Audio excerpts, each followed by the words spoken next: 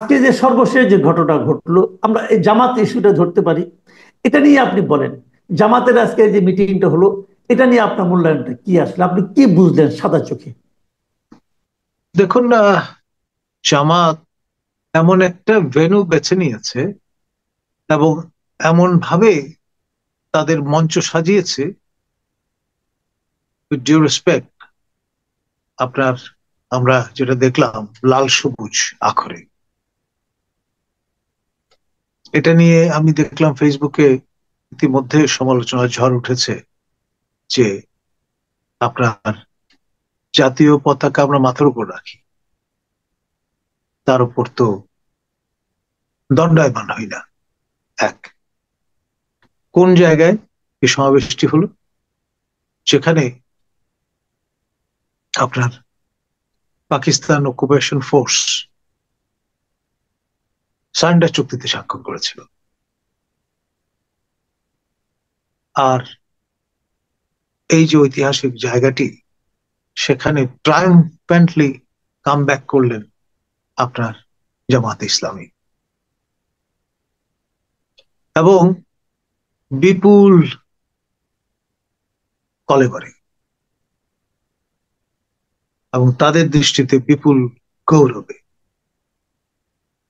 তিন চারটি ট্রেন তারা নিজেদের তাবে নিয়েছেন, শত শত ভেহিকল ব্যবহার করে সারা দেশ থেকে লক্ষ লক্ষ তাদের নেতাকর্মী সমর্থক হাজির করা হয়েছে এখানটায়।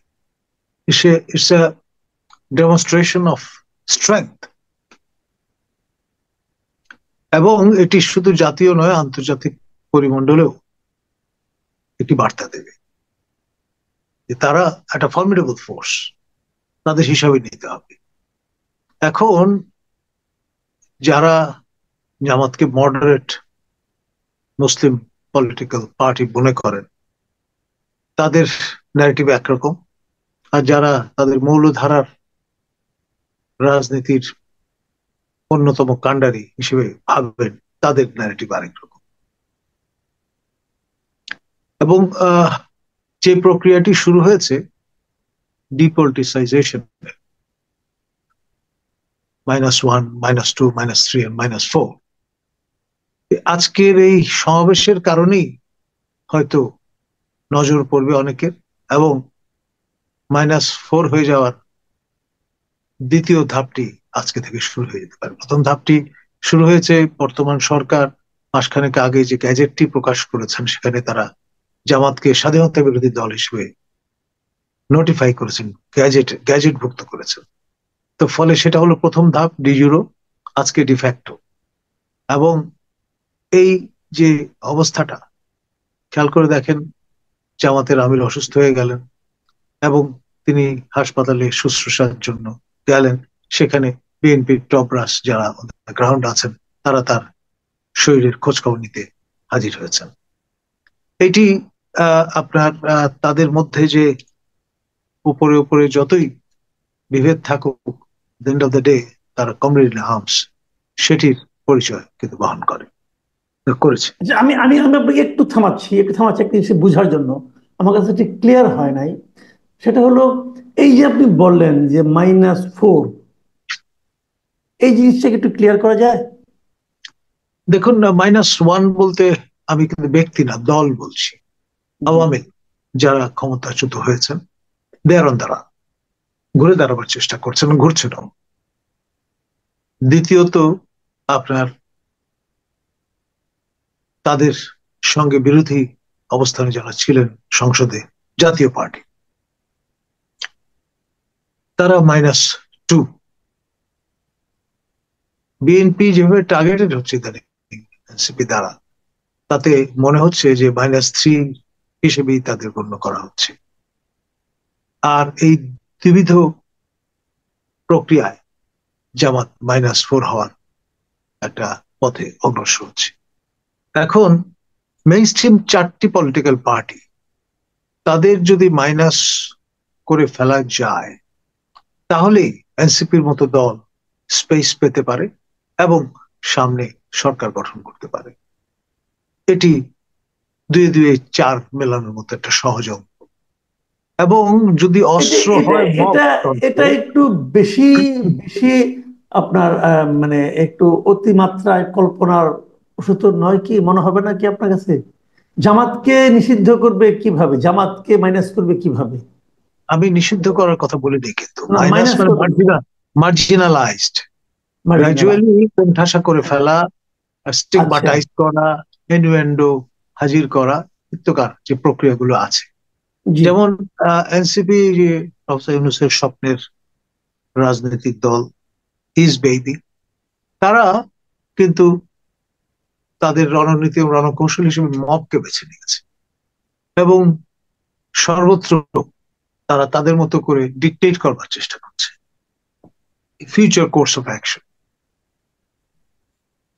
গোপালগঞ্জে তারা হাজির হয়েছেন পদযাত্রার নামাবলী সরিয়ে রোড টু মার্চ টু এইরকম অভিধায় বাঘের মতো গর্জন করতে করতে গিয়ে উপনীত হয়েছেন। এবং ভাগ্যের নির্মম পরিহাস, তাদের ফিরতে হয়েছে মার্জার বেশি। ছিলেন বাঘ, হয়েছেন বেড়া, তাও আবার বর্ম আচ্ছাদিত সাজো আজানে করে সশস্ত্র বাহিনীর প্রোটেকশনে। এবং যেই সশস্ত্র বাহিনীর কর্তৃত্ব নিয়ে তারা চ্যালেঞ্জ ছুড়ে দিয়েছেন, খুব বেশি দিন আগের কথা নয়, আপনার হাসনাত আব্দুল্লাহ মহোদয়ের সেই যে অভিভাষণ, সেটা তো আমরা ভুলে যায়নি। অর্থাৎ আপনি যা কিছু আহ নিন্দা করলেন, তাই শেষ পর্যন্ত তাদেরই প্রোটেকশনে আশ্রয়ে আপনাকে জীবন বাঁচাতে হবে। ভাগ্যের কি নির্মম পরিহাস। দেখুন, এখন ধরে নেওয়া হয়েছিল যে গোপালগঞ্জ একটা বিচ্ছিন্ন জনপদ। চকরিয়ায় গিয়ে দেখলেন সেখানেও কথা বলে জুত করা যাচ্ছে না, লোকজন হামলে পড়ছে। এবং আপনার যেই ন্যারেটিভ ব্যবহার করলে লোকজন উত্তেজিত হয়, তাই ব্যবহার করলেন, সেখানে আবার সেই সশস্ত্র বাহিনীর অনুকম্পায় আপনাদের সেখান থেকে প্রস্থান করতে হবে। আমাকে বান্দরবান থেকে কেউ কেউ ফোন করে জানাচ্ছিলেন যে পরবর্তী ডেস্টিনেশন তো বান্দরবান, সেখানেও পরিস্থিতি কিন্তু খুব সুখকর হবে বলে মনে হয় না। তো এই যে দেশব্যাপী তাদের এই যে whirlwind tour এবং যে রাফ রিসেপশন, সেটা কিসের পরিচয় বহন করে? একটা হচ্ছে যে তাদের জনসম্পৃক্ততা নেই। দ্বিতীয়ত, তারা যে প্রভোকেশনের ব্যবস্থা করছেন তার মধ্য দিয়ে একটা প্যাটার্ন সেট হচ্ছে, ডেভেলপ করছে। তো ফলে আপনার তাদেরই ক্রিয়াকলাপের মধ্য দিয়ে দেশটি, এই শান্তির দূত প্রফেসর ইউনূসের হুকুমতে দেশটি অশান্ত হয়ে উঠছে। আর আপনার এই যে কোলকে যে জোর করে পাওয়া যায় না, ভালোবাসা যে অর্জন করতে হয়, জবরদস্তি করে হাসিল করা যায় না, সেটি বুঝবার মতো ম্যাচুরিটি এই টডলার পার্টির আছে কিনা আমার সন্দেহ। আর আপনার শুরু থেকেই তারা কিন্তু হোঁচট খাচ্ছে। এখন আজকে আপনি সামরিক প্রহরা উঠিয়ে নেন, মানে প্রহরার মাত্রা কোন পর্যায়ে গিয়ে ঠেকেছে যে এপিসি আনতে হয়েছে। আমাদের সাধারণ মানুষ তো আর ট্যাঙ্ক এবং এপিসির পার্থক্য বোঝেন না, তারা মনে করেন এগুলোই ট্যাঙ্ক। এখন সেটা তো খুব ভালো বার্তা দিচ্ছে না জনমনে। আজকে প্রোটেকশন সরিয়ে ফেলুন, কালকে আপনি নাই। সুতরাং আপনি যে একটা ফ্যাক্টর হবেন, সেটা সে আশায় গুণবান। ধন্যবাদ। জি। আহ, আমরা মোটামুটি এটা বুঝলাম, কিন্তু তাহলে নির্বাচনের কি হবে? এই যে নির্বাচন নিয়ে এত আশাবাদ, এবং বিএনপিও নির্বাচনে যাওয়ার জন্য কেমন যেন মনে হচ্ছিল যে এই মাত্র তারা মাঠে নেমে যাবে, এবং জামাতে ইসলামকে দেখলাম বিভিন্ন জায়গায় তাদের প্রার্থীও ঠিক করে ফেললেন। তো আমরাও মনে মনে যারা ভোট দিতে চাই, আমাদের মধ্যে অনেকে ভোট অনেক বছর দেন না, তারাও ভোট দেওয়ার জন্য মোটামুটি প্রস্তুত হয়ে গেলেন। সেই নির্বাচনের যে আশাটা, যে রমজানের এক সপ্তাহ আগেও নির্বাচন হতে পারে, সেটার কি ভবিষ্যৎ এখন দাঁড়াচ্ছে? দেখুন, আমার তো মনে হচ্ছে যে আমরা আসলে মরীচিকা বা বিভ্রমের বড় বিভ্রমের পেছনে ছুটছি। আলটিমেটলি পুরো বিষয়টা মানে তড়িঘড়ি করে একটা গণভোটের আয়োজনের দিকে চলে যাবে, যে 2029 পর্যন্ত, যেটি প্রথমে কক্সবাজারে গিয়ে আমাদের একজন উপদেষ্টা, মাননীয় উপদেষ্টা বলেছিলেন যে হুম হুম লেজিটিমেটলি তো আমরা এই শেখ হাসিনার যে পুরো টেনিওর সেটা থাকতে পারি। তো সেই বিষয়টাই হয়তো দেখা যাবে, এবং ঈদের আমাদের মুসলিরাও যারা সেট পিপল ওখানে ছিলেন, তাদের দিয়ে একই রকমের দাবি তোলা হয়েছে, যেটা আবার তিনি অ্যাকনলেজ করেছেন, আল জাজিরার সঙ্গে সাক্ষাতে সেটি জানান দিয়েছেন। আবার এই ঈদুল আজহার দিন তো তাকে আবেগ আপ্লুত হয়ে পড়তে দেখা গেছে, হুম হুম প্রায় বাড়ি খেয়ে যাচ্ছিলেন বাঁশের সেই ঘেরটোপের সঙ্গে। ভাগ্যিস আপনার যারা নিরাপত্তা প্রোটোকলের দায়িত্বে ছিলেন তারা তাকে আটকে ফেলেছিলেন, তা না হলে কিন্তু জখম হয়ে যাওয়ার মতো ঘটনা ঘটত। ধন্যবাদ।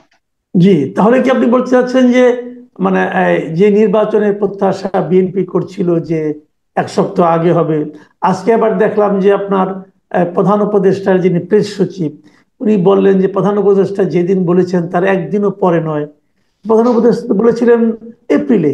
কিন্তু একদিনও পরে যদি না হয় তাহলে তো এপ্রিলে হওয়ার কথা। কিন্তু সেটাকে আপনি, আপনার কাছে গ্রহণযোগ্য মনে হচ্ছে না। আপনি বলছেন যে এটা 5 বছরের একটা লক্ষ্য নিয়ে হয়তো ইনি অগ্রসর হবেন। তো এটা কেন মনে হচ্ছে আপনাকে, প্রধান এখন উপদেষ্টা এবং ধরুন, ঘোষণা সত্ত্বেও? তিনি তো আহ, আপনার very good marketing man, packaging man. হুম তিনি হুম কায়দা করে আপনার হয়তো এপ্রিলে গণভোটের আয়োজন করে দেবেন, সবার মুখ বন্ধ হয়ে যাবে। মানে ওটাও তো একটা নির্বাচন বলতে যাচ্ছেন, তাই? Definitely, কোনো সন্দেহ নাই, দেশব্যাপী সারা দেশ একটা কনস্টিটিউয়েন্সি, খেয়াল করেন। সুতরাং গ্র্যান্ড আপনার একটা ব্যবস্থা হয়তো দেখে লোকজন মেসমারাইজড হয়ে যেতে পারে। এবং তাকে তো হুম। আহ্বান জানানো হয়েছে যে দালালদের কথা যেন তিনি না শোনেন, তিনি যাতে বিচলিত না হন। আপনি ভুলে গেছেন ঈদ উল আজহার সেই ঈদগাহ মাঠে? হুম। হ্যাঁ, আমরা অনুষ্ঠানের শেষ দিকে চলে এসেছি। আমি একটা ছোট্ট কথা বলতে চাই, যেটা নাকি আহ, মানে এর মধ্যে অনেক ব্যবসায়ীরা আমার সঙ্গে যে কথাটা বলেছেন তাদের মধ্যে একটা আতঙ্ক বিরাজ করছে, যে ট্রাম্পের এই শুল্ক এবং এই পাল্টা শুল্ক প্রয়োগ হচ্ছে আর মাত্র 10 দিন আছে, 10 দিন 11 দিন আছে, আগস্টের 1 তারিখ থেকে। এর মধ্যে আমাদের বাণিজ্য উপদেষ্টা সেখানে গিয়েছেন, দেখা করেছেন এবং এসে বলেছেন যে অনেকগুলো শর্ত আছে, তো সেগুলো নাকি আবার প্রকাশযোগ্য নয়, নন ডিসক্লোজার। তো কি হতে পারে, কি চাচ্ছে তারা, কি দিতে রাজি হচ্ছি আমরা? এবং তার উপর কথা হলো, এই ধরনের উপদেষ্টা, এই ধরনের একটা অন্তর্বর্তীকালীন সরকার এমন কিছু দেওয়ার কি তারা রাজি হতে পারে যে নাকি আগে ভাগে প্রকাশ পত্র তারা করতে ভয় পায়? দেখুন, নন ডিসক্লোজার এই যে ক্লজ, সেটি প্রযুক্ত করা হয়েছে, এবং আমরা ইচ্ছায় অনিচ্ছায় সেটা মেনে নিই। এবং এখানে যে বিষয়টি লক্ষণীয় সেটি হচ্ছে এই, যে আমরা একই সময়ে প্রায় জাতিসংঘের মানবাধিকার দপ্তর স্থাপনে রাজি হয়ে গেছি, সেটাও স্বাক্ষর করে ফেলেছি, এবং তাদের ইমিউনিটি প্রদান করে দিয়েছি। তাদের কোনো অ্যাকাউন্টেবিলিটি থাকবে না আমাদের এখানে। আমরা তাদের কাউকে পার্সন নন গ্রাটা ঘোষণা করতে পারবো না প্রয়োজনে। অর্থাৎ এই দ্বিবিধ আহ ভাবে আমরা কিন্তু আমাদের সার্বভৌমত্ব সংকুচিত করে ফেললাম। এবং মার্কিনী যে রীতি, যদি একটি রেজিম আনপপুলার হয়ে যায়, ব্যাগেজে রূপান্তরিত হয়, তারা কিন্তু ছেড়ে ফেলে। ফার্ডিনান্ড মার্কোসের মতো আপনজন তো আর কেউ ছিল না, তাকেও কিন্তু হুম, তারা এক হুম, হুম, কাপড় বিদায় করার ব্যবস্থা করে দিয়েছিল। তো ফলে নতুন রেজিম যারাই চালাতে আসবেন, তাদের তো ট্রিটি অব্লিগেশন থেকে যাবে। সুতরাং ডার্টি যে কাজগুলো সেগুলো ইউনুস করে গেলেন, আর ভবিষ্যতে নতুন ইউনুস যারা আসবেন তাদের জন্য আপনার কাজটা সহজ হবে, যে ভাই আমি তো এই ট্রিটি সাইন করিনি, করেছে ইউনুস, সুতরাং তাকে ধরেন। জি। বলতে অনেক ধন্যবাদ, অনেক ধন্যবাদ জনাব নাজমুল হাসান কলিমুল্লাহ। আপনি বিভিন্ন বিষয়ে অনেকটা সংক্ষিপ্তভাবে আপনি প্রশ্নগুলির জবাব দিলেন, এবং আমার কাছে অনেকগুলো নতুন বিষয় আমি আপনার কাছ থেকে মনে হয় আজকে জানতে পারলাম। প্রিয় দর্শক, ডক্টর নাজমুল হাসান কলিমুল্লাহ যে সমস্ত বিষয়ে কথা বললেন এবং যেগুলো আমার কাছে কিছুটা নতুন লাগলো, আমার মনে হয় এগুলো কিন্তু চিন্তার উদ্রেক করে। আপনারা এই বিষয়গুলো নিয়ে ভাবতে পারেন, কারণ এই ভাবনাগুলির পেছনে আমার বিবেচনায় বেশ কিছু যুক্তিও কিন্তু আছে। তো আপনারা ভাবুন, চিন্তা করুন, মতামত দিন। আগামীতে আবার কথা হবে। আল্লাহ হাফেজ।